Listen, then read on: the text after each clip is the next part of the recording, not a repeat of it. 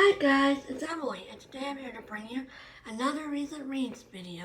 I got 3 more books to talk about, so let's just get right into it. The first book that I finished recently was Unmarriageable by Soniah Kamal, and this is exactly what it says on the cover.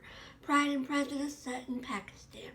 This follows Alice Banat, who is an English teacher in a small town in Pakistan, and she and her family are invited to a big celebration, a wedding, and when she's at the wedding, she meets Valentine Darcy, and she and Valentine don't like each other, and her family is particularly crazy at the wedding, so Darcy thinks she's, crazy too, but then Darcy's best friend Bungles falls in love with Alice's sister Jenna, and so the families keep being thrown together.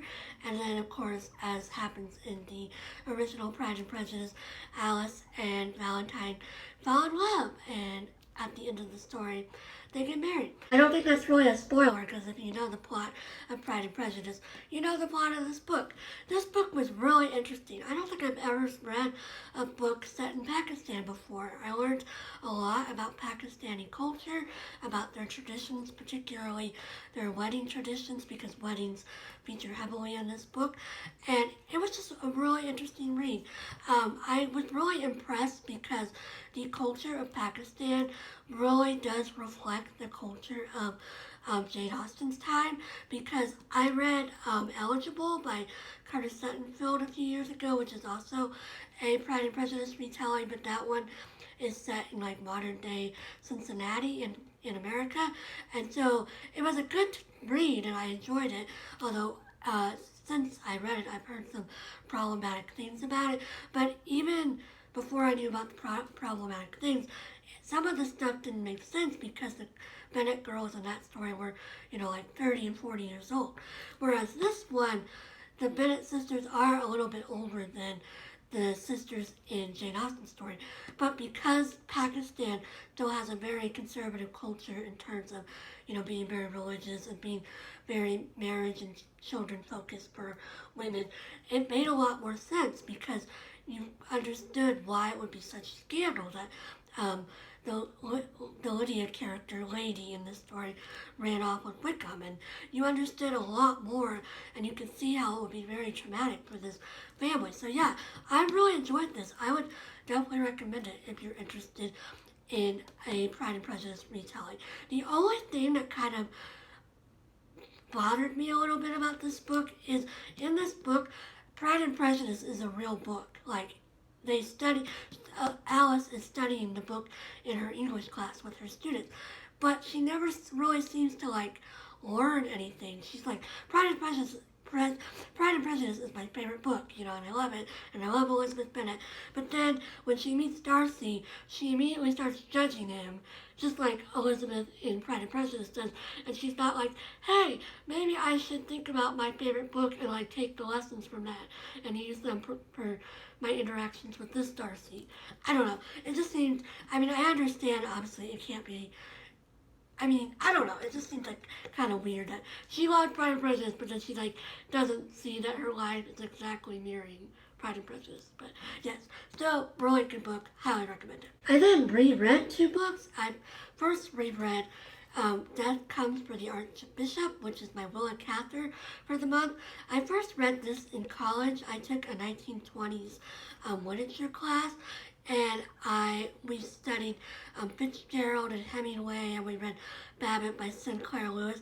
And then at the very end of the semester, we finally read a book by a female author, which was this wonderful book. This follows Bishop Jean Latour, who was named the Bishop of New Mexico shortly after New Mexico becomes part of the United States. And so he travels from his previous parish in Ohio, along with his best friend, Father Valiant. And it's about Father Latour and Father Valiant's time setting up the, getting the Catholic Church fully going in New Mexico. There are some Mexican priests that are already there, but they're not very devout. They have, mistresses and children, and they're not following the rules of the priesthood. So Father Latour is working on clearing out corruption in this church, and he's also learning a lot about the native cultures that live there, as well as some of the American settlers. Kit Carson is a prominent character in this book, and it's just a really interesting book, and it really shows you what it was like back in the West, when the West was still very wild and not very many people were living out there. This is told in a series of vignettes. There's not really a plot other than it being Father Latour's life story. There is a little bit of a plot in regards to building the cathedral at Santa Fe. That's Father Latour's dream, and so we do see the progression of that dream throughout the book. We also see a little bit of Father Valiant's progression throughout the book and his life story, because he does split up with Father Latour eventually when they get further settled at the Santa Fe at their new bishopric. But yeah, it's a really beautiful story.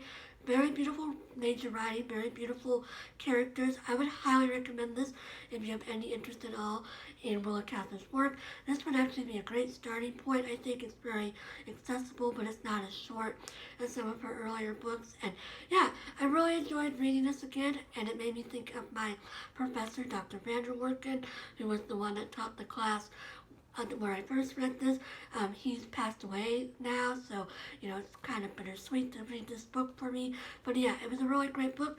Highly recommend it. And then finally, I reread Pigs in Heaven by Barbara Kingsolver.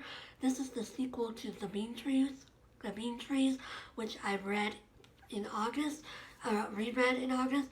This follows Turtle and her mother Taylor, and at the very beginning of the book they appear on television. I won't tell you why because it's a spoiler, but when they're on television, a lawyer for the Cherokee tribe and a Wake 4 killer sees them on TV and immediately suspects that Taylor did not legally adopt Turtle, and so she starts pursuing this case to get Taylor back in court. And so Taylor takes Turtle and they run away. And so it's partially about their life on the run. It also follows Anna Wake's life, and we see her reasonings for wanting to bring Turtle back to the tribe. She is a very sympathetic character, even though she is the quote-unquote villain of the story. But again, you can really understand why she thinks the way she does.